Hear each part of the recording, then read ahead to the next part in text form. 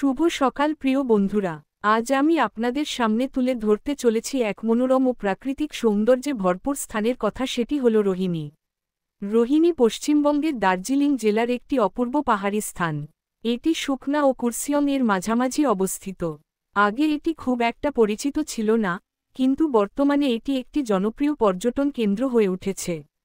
এখানে আপনি পাবেন সবুজ পাহাড়, আঁকাবাঁকা পথ আর শান্ত প্রকৃতির এক অদ্ভুত মিল।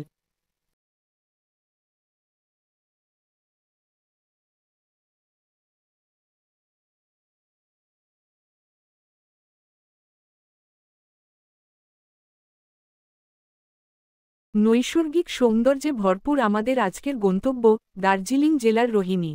পাহাড়, চা বাগান, কুয়াশা মেশানো সকাল আর পাখির ডাক সব মিলিয়ে এটি যেন এক শান্তির আশ্রয়।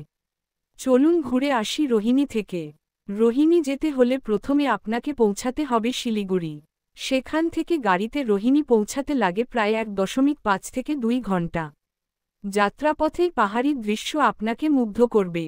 রোহিনী এলাকার অন্যতম আকর্ষণ হল রোহিনী টি গার্ডেন। এটি দার্জিলিংয়ের এক অন্যতম বিখ্যাত চা বাগান। এখানকার চা স্বাদে ও ঘ্রাণে একেবারেই অনন্য। আপনি চাইলে বাগানে হাঁটতে পারেন, স্থানীয়দের সঙ্গে কথা বলতে পারেন, আর চাইলে এক কাপ টাটকা দার্জিলিং চাও চেখে নিতে পারেন। রোহিনী শুধু চা বাগান নয়, এখানে রয়েছে ছোট ছোট ট্রেকিং পথ, জঙ্গলের ভিতর দিয়ে। রোহিনী পশ্চিমবঙ্গের দার্জিলিং জেলার একটি অপূর্ব পাহাড়ি স্থান। এটি সুখনা ও কুর্সিয়ং এর মাঝামাঝি অবস্থিত। আগে এটি খুব একটা পরিচিত ছিল না, কিন্তু বর্তমানে এটি একটি জনপ্রিয় পর্যটন কেন্দ্র হয়ে উঠেছে। এখানে আপনি পাবেন সবুজ পাহাড়, আঁকাবাঁকা পথ আর শান্ত প্রকৃতির এক অদ্ভুত মিল।